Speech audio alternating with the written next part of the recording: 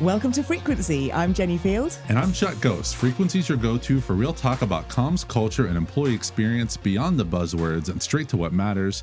Jenny, this week we're going to be talking about a few reports this week. One from Workshop, all focused on email. Another from Culture Amp about leaders. Plus the lives of CCOs and what employees are signaling by wearing headphones. But it's a bit different for us this week. After 60 plus episodes, we are now recording in person in Toronto. I know, it's so weird. You're like here and I'm here. I'm just glad I'm outside of arm's reach. You would have to make it an effort to come after me. We're not going to get punchy today. Yeah, we're not going to get punchy. But we're in Toronto because there was IABC World Conference, which you were speaking at. Mm-hmm. And then we had Comms Reboot, which I was running with the folks at Contact Monkey. How was IABC World Conference? The highlight was getting to see old friends, right? That's always the benefit. I think I'm not alone when I say that I think the overall experience people had was probably a bit lackluster, not very impressive for a world conference. And I think especially for people who have attended world conferences in the past, they've seen this decline. It was still great to speak at the event and not to pat ourselves on the back too much, but I'm always happy to do that. I know that people gave Pinaki Kathiari and I some really great feedback about our session. We had a lot of fun doing that. So that was really the highlight, was just getting to see friends. It was the first chance Pinaki and I have had to co-present in the same session. Of all the times we've known each other, all the events we've been at, we've never co-presented. I thought you had. No, that was the first time. So it was worth the trip. It was good to be a part of, but it's also, there's this cloud over when you kind of understand this event just isn't what it used to be. Yeah.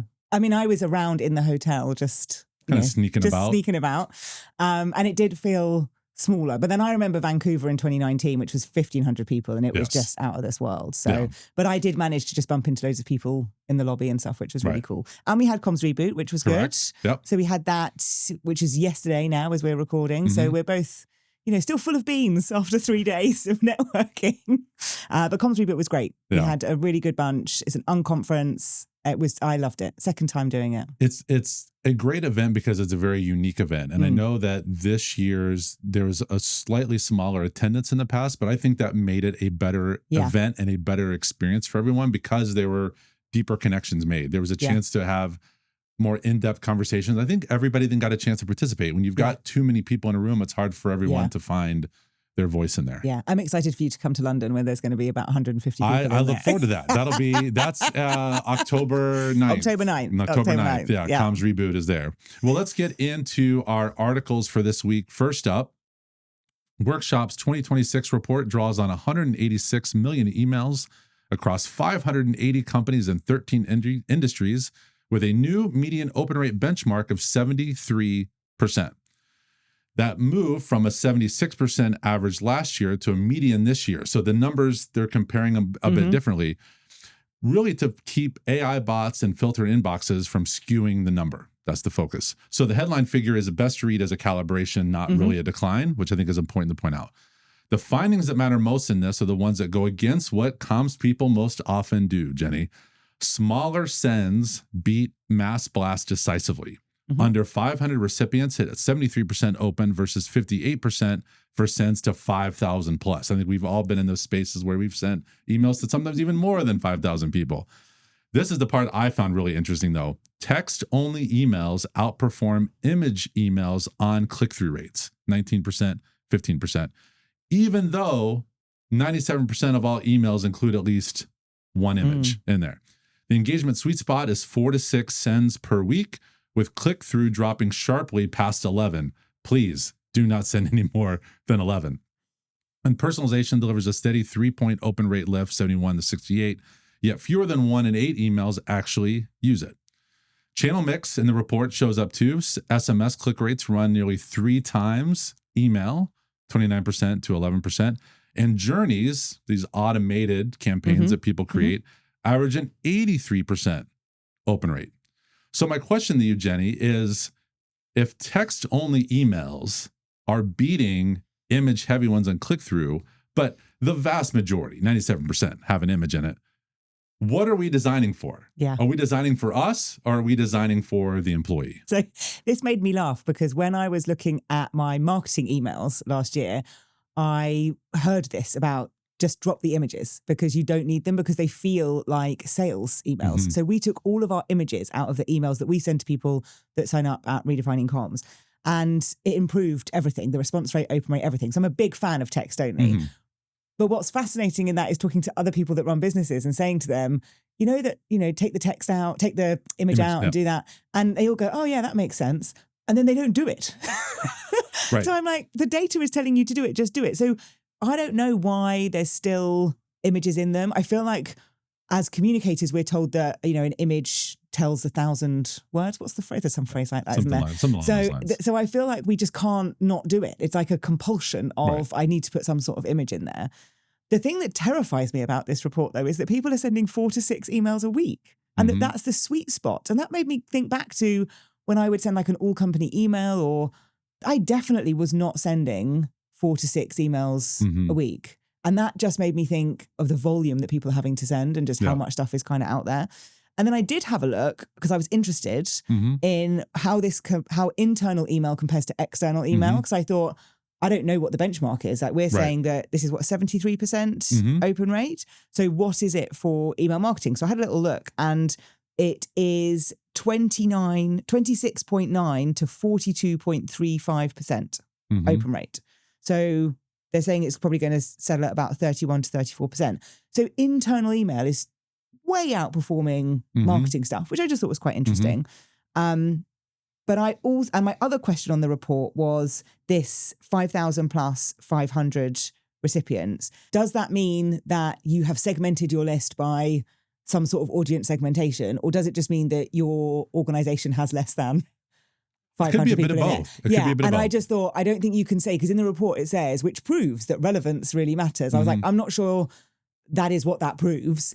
I think because I'm not sure that that's a relevance thing. I think it's more this is how many people we're sending it to. Yeah, I'm curious on that. If it is, let's say if it is the 5,000 plus, which is a lot of enterprise, a lot of Fortune 500, that if the 5,000, if it's a blanket email to everyone, and it's a recurring blanket email to everyone, what does that happen? Versus perhaps a 5,000 plus email send that is highly personalized, highly targeted. Everybody gets an email, but everybody's is going to be a little different. And if you've done that for long enough, would your open rates be higher than the blanket email? But also, I imagine if the CEO sends out an email to 5,000 plus people with, hey, here's your bonus this year, you're going to get a pretty high open rate for that.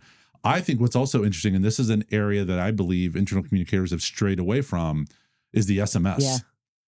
The fact that that has such a higher rate, we have to stop ignoring that. We have to we have to give employees the choice. If employees want to receive communication via SMS, by all means, let's do that. Not everyone's going to opt in. It has to be opt in, I think.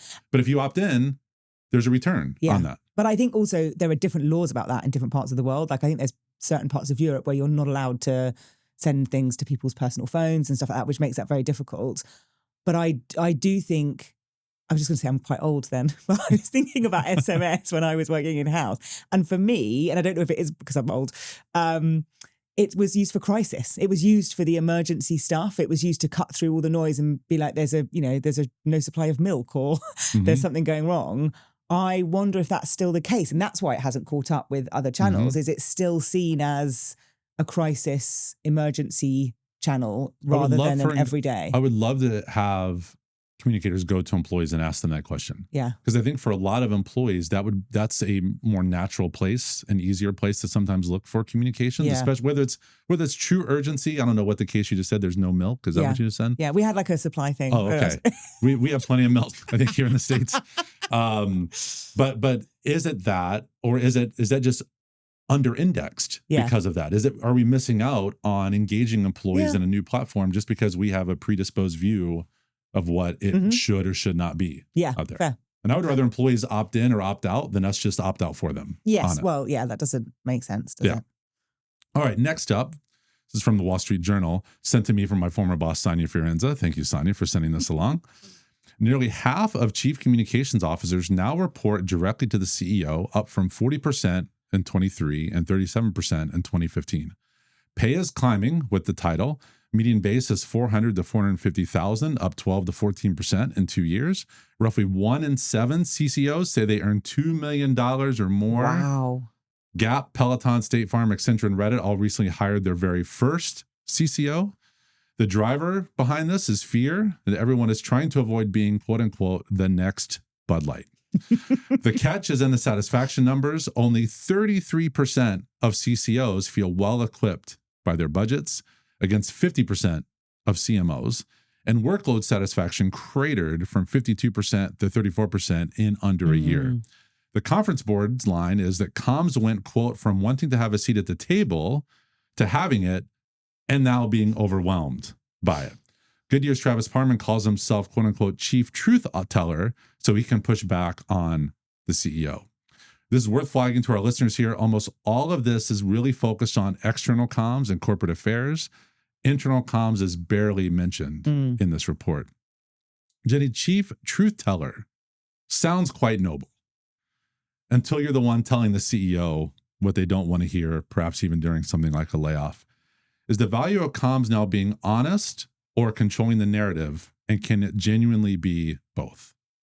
I think it can be both. But I think when I was reading this article, what stood out for me was what felt like a leadership, a leadership need to not have any accountability or responsibility. It's like, let's create these chief communication officer roles and they can be in charge of making sure that we don't do anything stupid. And then it's all on them, which is why I think everyone feels very overwhelmed, because that's how it feels when you're reading the article. It was like, this isn't fair. Like, it's not a case of like, let's have a chief communication officer and then they're responsible for all of the, the entire risk and reputation of the organization, because that's not fair or true. As a director of a company, you are responsible for that as well. So that, I didn't like that. It felt like leaders were creating these roles to kind of go, this is on you. Not my job. Yes. This is not your job. Yeah, exactly. And I just thought that was a bit horrible. And I think that chief truth teller is unfortunately what communicators feel like they have to do. It's a bit like being the ethics police or whatever it is. And you said it sounds very noble, but actually if you've got a strong leadership team, they should all be telling each other the truth. Right. And if you're the one person doing that, then there's something very wrong kind of culturally. But you should have a good enough relationship with your CEO to be able to say, that's a stupid idea. We're not going to do that. And this is why, and this is what we're going to do. So I think you can do both. To answer your question about controlling the narrative, I mean, control is an interesting word there, given social media and stuff. But I think that the role of the CCO still feels so new that it's almost like it's swung so far the other way with a massive pay packet, and now it needs to find somewhere to settle. It needs more budget. It needs more resource. It needs to settle, and I don't think it's there yet. Yeah, I don't think there's ever enough budget for people. No, that's true. So I think I wasn't surprised by the fact that they said they didn't think they had enough, because like they said, CMOs don't think they have enough, and CMOs have been around for quite a while. What's interesting to me, though, is the reporting structure, that nearly half report to the CEO. I'm curious where the other half of the CCOs report into. Because I think a lot of C-suite, you think it's like the CEO and then you've got your C-suite. I hadn't really thought of it as, are there C-suites that report to other C-suites who then report to... And then are you in the C-suite or are you in the D-suite? Well, which one is it? Is it the C-suite, the D-suite, the E-suite? I don't know. The pay doesn't surprise me. I think this is a big job. It's a lot of money. Well, the $2 million is a bit. I think that's the extreme. That's insane. But when you look at some of these executive pay packages, it is extremely insane.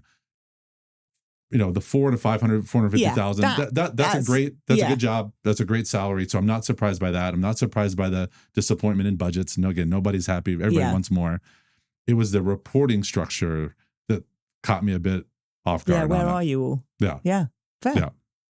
Absolutely. All right. Next up, Culture Amp analyzed 1.7 million employees and 22,000 senior leaders and found a canyon-sized sentiment gap. C-suite executives rate their workplace experience up to 40% higher than individual contributors. 78% favorability at the top versus the low 60s below. Perception of leadership has also declined every year since peaking in 2021, drifting back toward pre-pandemic levels. Also worth mentioning in this, employees under high-performing leaders are 4.5 times more likely to be high performers themselves. Under low-performing leaders, they're 3 times more likely to underperform. Leader turnover rates drives 40% higher attrition 6 months out, and confidence drops more for indirect reports than direct ones. The damage travels throughout. Their trusted leader profile is the most common, 38%, and the most effective, with 71% of those employees rarely looking elsewhere. Jenni, employees under great leaders are 4.5 times more likely to be great performers. Cause or correlation? Do great leaders build great employees, or do they attract and keep the ones who are already great? I mean, it just feels like this doesn't feel like there's anything massively that's just I feel like that's just common sense. If you've got a really great trusted leader, then you're going to have a high performing team. Like there's so much data out there about that. So it just makes me laugh because I just think, yes, when I was reading it. I think that the leaders make people great. Like I do. I don't think you can say, oh, you're all just brilliant and, I'm also a great leader and isn't this just lovely how we've all come together and it's all, I don't think that's true. I think that a really great leader is going to nurture talent. They're going to listen. They're going to be supportive. They're going to create a high performing team. Otherwise, kind of what's the point of the leader being there if they're not doing that? So I think that the leader is not entirely responsible, but I think they play a significant role in that team performance. Because I also think if you are a great leader, you're going to have those difficult conversations with the people that aren't performing, and you're going to address that and deal with it in the right way and not avoid conflict and all of those things. So I think they probably do attract them, and I think they keep the ones that are good. And I think that great leaders just attract the people that want to do good work as well. I agree with you. It seems obvious, but I think it's worth reminding all of us and repeating to all of us the value of great leaders. Yeah. The downstream effect or upstream effect of that. So if you think about, let's go to our CCO, let's say they're not a great leader. Well, then that next row is going to struggle. So then they're not going to be great leaders. Well, then the next level, like it's going to be a down versus the possibility of building a pipeline of people where these leaders are elevating people to greatness. Yeah. And then there's other people who want to be elevated because they see, wow, look how great as everybody's doing. Yeah. They then want to become a part of that. Yet companies often put people in leadership positions who are not great leaders and who underperform. So that's where these numbers, like it's just a reminder to everybody, the impact they have on everyone's success, not just the bottom line, everyone's success throughout an organization. And the report has the different types of leader in it as well, in terms of like the trusted leader. And I thought that was quite interesting in terms of the different types. And we've talked on the podcast before about some other research that was like, you can't be, a leader can't be everything to everyone. I think it was off a Bruce Daisley podcast. Yeah. And it was sort of saying you can't expect leaders to do it all. And you were like, well, you can. But I thought this was interesting about the different types. And I do think that, to your point of as you go through an organization, there are probably different types of leader going through that organization that you need to show up slightly differently depending on where you are and how you're nurturing and what you're doing. I don't think if you're not a good leader at the top, you can then have, rubbish leaders all the way through your team. I think you could be rubbish at the top and have some brilliance in the middle that's probably overwhelmed and burning out and trying to hold it all together. And they will eventually go because that's obviously what's going to happen. But I think you can have different levels in there. But I think that's what makes organizational culture hard. I think that's what makes so many things hard. And we talked about being at Comms Reboot this week, and we all heard conversations from people talking about, lack of recognition in organizations and things like that. And that all links into line managers and leaders and doing all that really great stuff. People still stay, miserably, but they do stay. So I think there is just lots of different elements to leadership all the way through. And I liked that in the report, the different types. I think you bring up a good point though about the burnout side. Is this one of those indicators of it where you've got underperforming leaders and you've got great people below them who have to put forth 1 to 2, 3x, whatever the effort to battle against that. And they're maybe creating a bit of a shield for it, but eventually they have a limit. Yes. Yeah. Everyone's always going to just peak, aren't they? Like you can't do it forever, but it's just rubbish when you get that. Just be better. Right. Well, we would all want people to be better. And our last article for the week, across studies of more than 2,700 employees, the same sentiment showed up every time. When coworkers listen to music as leisure, quote unquote, just passing the time, they rate as less engaged, offer less help, treat you more rudely. When they read it as productivity, the penalty disappears. So this is employees wearing headphones while they're at work. But here's the kicker. Being seen as listening to focus earns you 0 extra goodwill in the office place. It only protects you from this penalty. And it even held when the listener was genuinely focused when they were doing the work. People weren't judged for what music they did to them, but for the story coworkers invented about them. Visible leisure cues, quote unquote, things like head bobbing, singing along, dancing in your seat, triggered this bad read. And a quick, quote unquote, social account, like heading into deep work while music's going on, shifts the perception. The researchers advised to managers to treat it as an attribution problem, not a discipline one, and default to assuming productivity. That employee is doing what's best for them. For our audience, though, I think this is a bit of a culture problem, literally wearing headphones. It's the same ambiguity fills with assumptions dynamic that runs riot in remote and hybrid work, and the same productivity theater trap companies fall into. I mean, this is really about coworkers filling ambiguity with assumptions and making up stories, and remote hybrid work is nothing but potentially ambiguous signals to people. Are we quietly asking employees to spend energy managing perceptions that have nothing to do with their actual output? Okay, we need to go back a little bit with this story because I have questions. Okay. So, what's your view on headphones at work? Like, where? Like, I have zero judgment of people are wearing headphones at work. See, I find it really weird. Really? Yeah. I'm like, I don't know why you would need to wear headphones at work. Have you heard of an open office environment? Yes. Okay. I just didn't know if you'd heard of that or not. So. I'm not that old. But Because when these people are going return to office, this is the environment most of them are going back into, is this open office cubicle world environment. You need your space. But why would you not just book a meeting room or like one of the little booths or things like that to go and do the work that you need to focus in on? Have you seen me try to fit in one of those booths? I do not. I do not fit. I do not fit. I do not fit in those booths. You want to be in your space. Like you just want, what if they're not listening? It's just pure noise cancellation.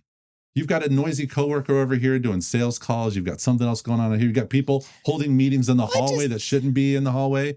I don't see the problem. But do you think people did it before the pandemic? And do you think it's now since the pandemic? Yes, I guarantee people did it before. Because people did do it a little bit before, but it was always like, you don't need headphones in. So then it just wasn't okay. Yeah. I always thought it was rude. So if I saw people with headphones you were making up stories. I wasn't making up stories. I just felt like work is a social thing. Like you're here at work, there's people around you, like there's like elements of chit chat. If you're there with like your headphones in, to me, that's like, I don't want to talk to you. I don't want to hear you. I don't want to be in anywhere. Like it's a real signal to me that you don't want to be any part of this social element of work.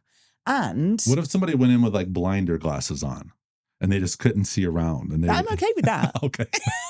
But I also wonder whether this is something to do with this sort of multitasking world that we live in now that we didn't have, probably 10 years ago, whereas it's like, I can be listening to music and doing that. We're all trying to do too many things all at once. I just wanted to talk about your view on it because I clearly feel quite strongly. I bet truly it is a bit of a noise cancellation thing for people where it's loud in a lot of open office environments. There's a lot of distractions in it.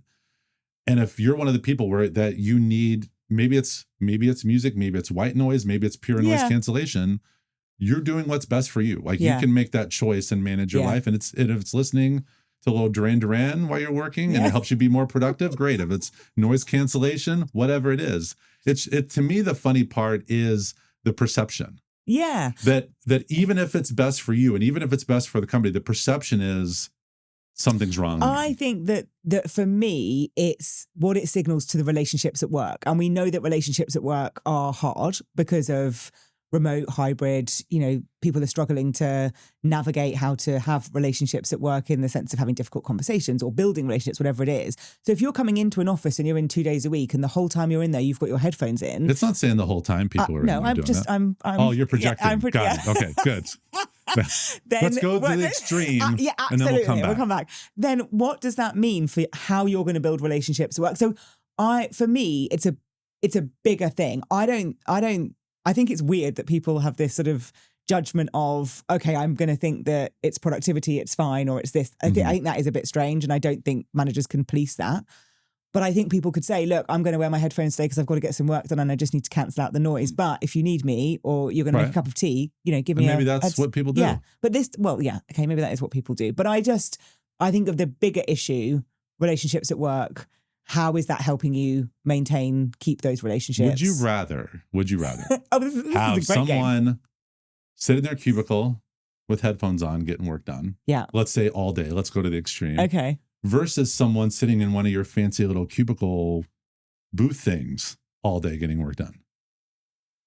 I don't think it matters because they're just getting work done. But the other one, the person is like immersing themselves in the environment. Like they are approachable versus the other person in their weird little tiny booth is a bit much. Yeah. And I suppose it depends on whether it is all the time. Like if you're coming into the office and you're always going to go and sit in a booth and you're away, then why are you coming into the office anyway? Right. Like that's ridiculous. I feel like this is a bit too judgy on people of they're doing what's best for them in that environment, whether it's noise cancellation, whether it's music. Maybe, you know what? Maybe they're on a phone call and they don't want to be on speakerphone. Yeah. But I love you a bit too judgy. It's not like us at all. I'm not against people doing stuff that they need to do for them. What I'm worried about is sometimes we do things that are best for us that have a unintended consequence on the relationships we have at work. And I think that's the thing I'm mindful of is, yes, it might be best for you, but what's that doing for your relationships and everything else that's going on? I know. That wraps up our content for this week. Sorry for those that lingered through that headphone story. What are you freaking out about this week? So I am freaking out. What am I freaking out about this week? I think I'm freaking out about doing this with you in real life. It's amazing. It is amazing. It's fun. It is amazing. It's really cool. And I think that I've spent a lot of this week talking to lots of different people in comms and different parts of the world and connecting while being here. And I think it's made me freak out a little bit about the future of the industry. Where is it going? How people feel about staff, the overwhelm, the burnout, all of those things. So I've got a lot going on from the conversations this week. But I think that my main thing is trying to go forward with quite a lot of positivity and a sense of community. And I think I really feel that this week.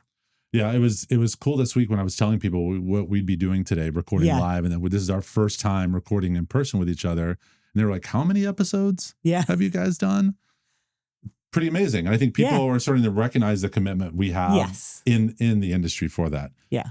I had a freak out, and now I'm changing it based on what happened on our ride over here to the studio. Thank you, Toronto Podcast, for hosting us today. My freak out was going to be at Flyover Festival. That's not my next big thing. August 27th in Sioux Falls, our big event in Sioux Falls, South Dakota. It's going to be amazing. That's what my freak out was going to be. Now it is going to be about Ubers, Jenny, because there's a bit of a stigma or behavior pattern happening out there where I am often, and I've noticed this on this trip as well, we are people that get the Ubers. We don't wait typically for someone else to get it. We're like, I've got it. We're going to pick it up. So I'm often that person. If it's a couple people, I just usually get an Uber X or whatever the Lyft version of it is. You get in a normal car. But if there's more than two people, I don't like to be too crammed into a spot. So I'll always get an Uber XL. Everybody then assumes that because someone is tall, they want to sit up front. No one wants to sit up front in an Uber. No one wants to sit up front in Uber. Literally no one. So I got us a big SUV and I end up sitting in the front because here's what happens. People that don't sit in the front of Ubers don't know this.